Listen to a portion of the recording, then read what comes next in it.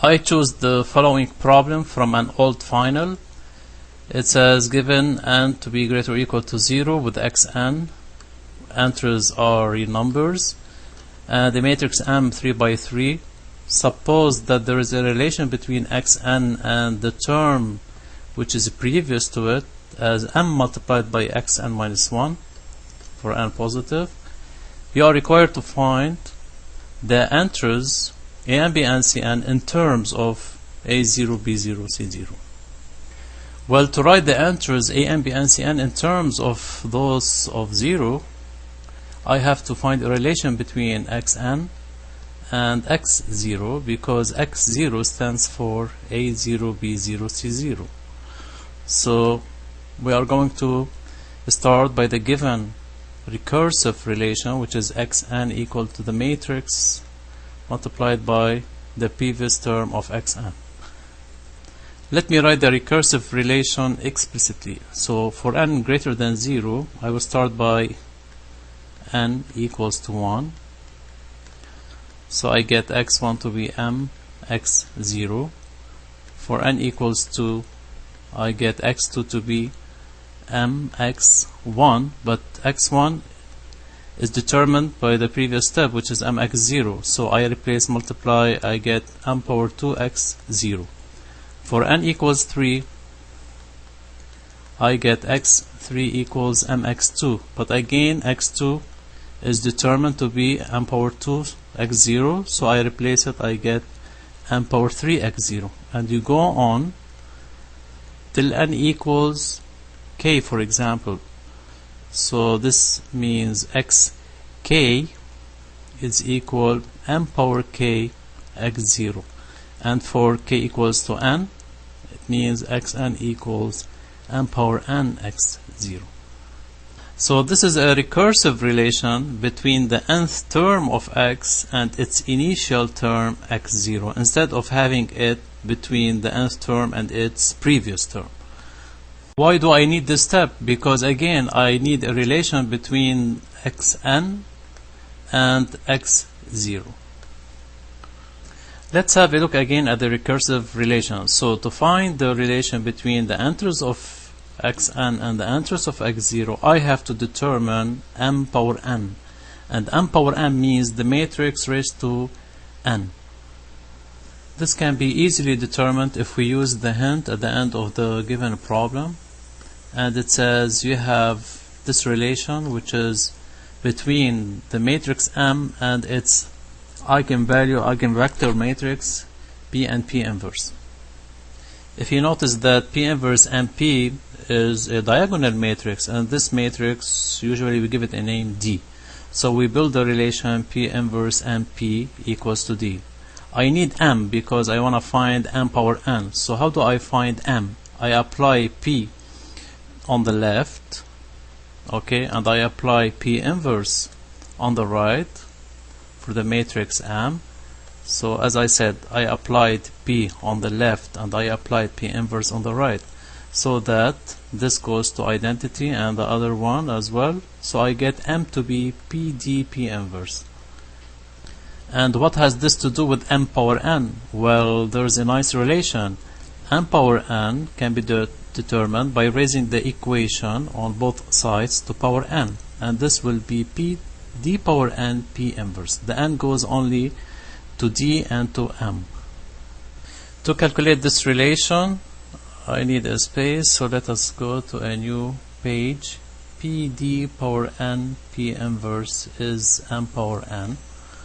And you may wonder, what is d power n? We know that if D is a diagonal matrix, let's say it is A0, A1 till AK, and you have 0, 0 elsewhere, then D power n is not but raising the entries of the diagonal each to the power n. So we have,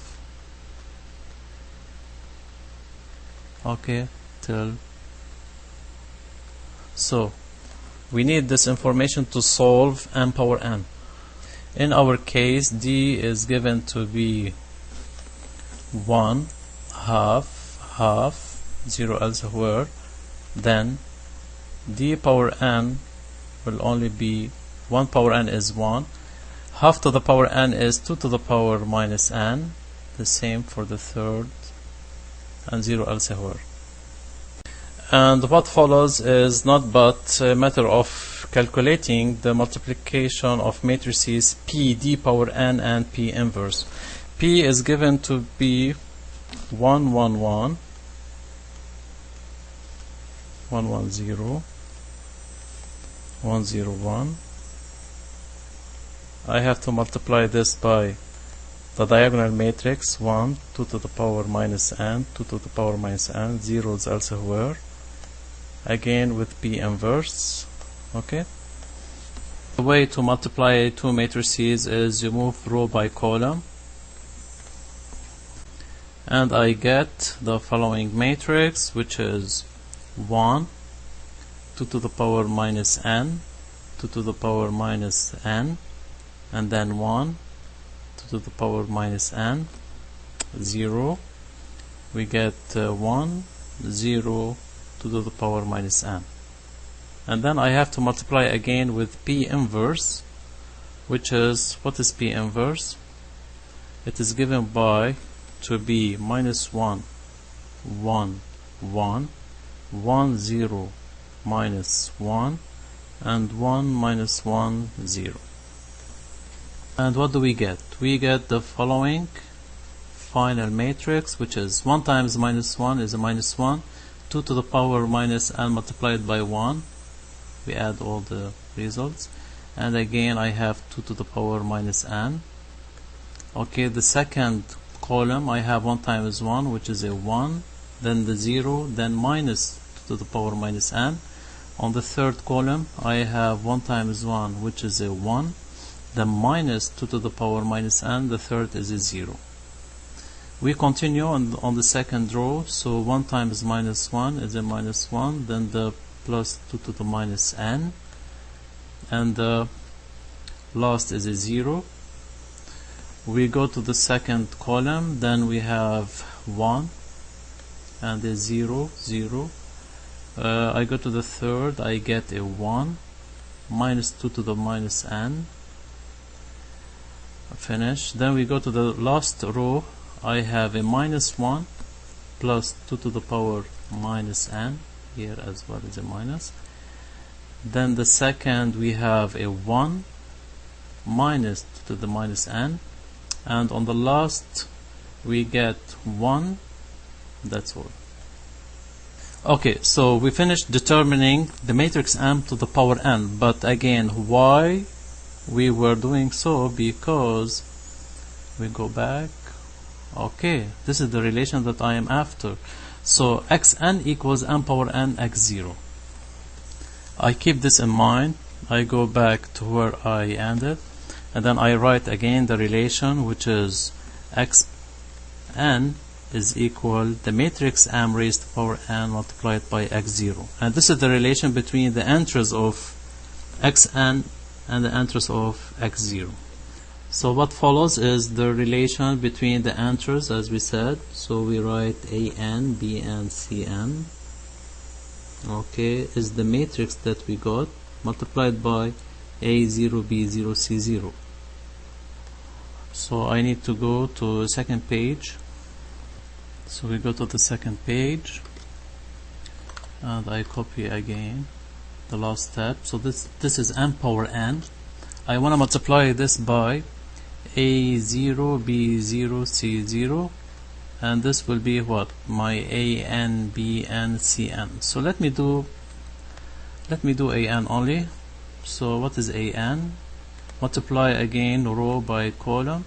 So we get an equals to a0 multiplied by 1. Here we can do a little calculation. 2 to the power minus n multiplied twice, so we get minus n plus 1. For the b0 we get 1 minus 2 to the power minus n, and for the c0 I get 1 minus again 2 to the power minus n. For sure I won't forget the minus right here. Okay, and then I continue bn and cn, and you do the same. Okay, this looks a little bit weird, but this is what is required. If we replace by a numerical value for x0, then it looks nice. So let's take an example. So what happens if x0 is 1 to 1? So the answers will be the following for A0, B0, C0, and your AN will stand for what? Multiply this by 1, you get minus 1 plus 2 to the power. Multiply this by 2, you can multiply right away, so you get 2 minus n plus 1, and the last will be 1 minus, okay, and we do little calculation, and these two terms cancel out. I get 2 plus 1, 3 minus 1, you have a 2 minus 2 to the power minus n, and this is your answer. And what happens as n increases? So 2 to the power minus n stands for 1 over 2 to the n. As n goes to infinite, this goes to 1 over infinite, which is a 0. Then you end up with a 2. So we say that the limit of an as n goes to infinite is equal to 2. And you do the same study for b and cn as well. Finish.